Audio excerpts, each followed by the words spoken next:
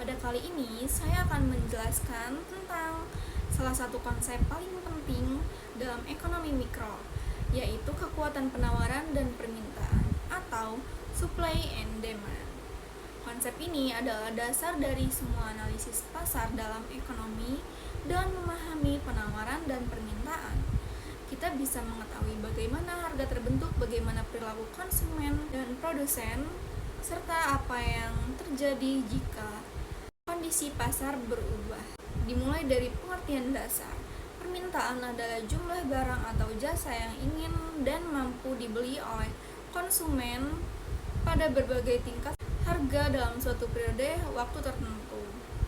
Artinya, permintaan tidak hanya bergantung pada keinginan, tapi juga kemampuan untuk membeli. Hukum permintaan berbunyi jika harga suatu barang naik, maka jumlah barang yang diminta akan turun, dan sebaliknya jika harga turun, jumlah barang yang diminta akan naik. Hubungan antara harga dan jumlah barang yang diminta bersifat negatif atau berbanding terbalik.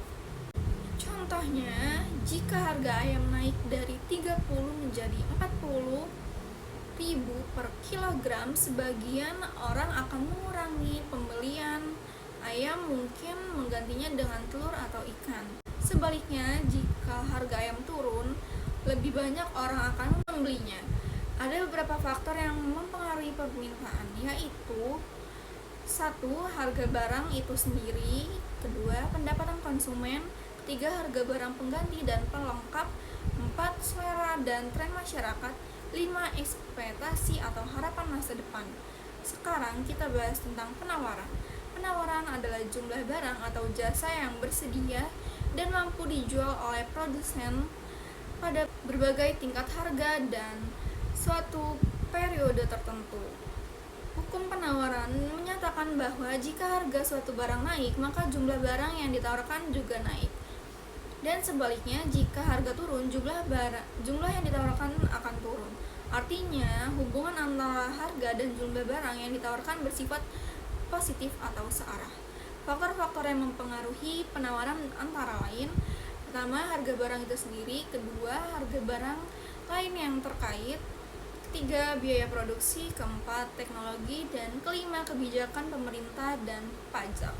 Ketika penawaran dan permintaan bertemu di pasar, terbentuklah harga keseimbangan atau harga equilibrium. Harga keseimbangan adalah harga di mana jumlah barang yang diminta sama dengan jumlah barang yang ditawarkan. Perubahan keseimbangan pasar dapat terjadi karena faktor eksternal seperti perubahan pendapat, cuaca, atau teknologi. Jika permintaan meningkat, misalnya karena pendapatan masyarakat naik, maka kurva permintaan bergeser ke kanan. Hal ini menyebabkan harga keseimbangan naik dan jumlah barang yang diperdagangkan juga meningkat. Elastisitas permintaan dan penawaran juga penting untuk dipahami. Elastisitas mengukur seberapa besar perubahan jumlah barang yang diminta atau ditawarkan akibat perubahan harga.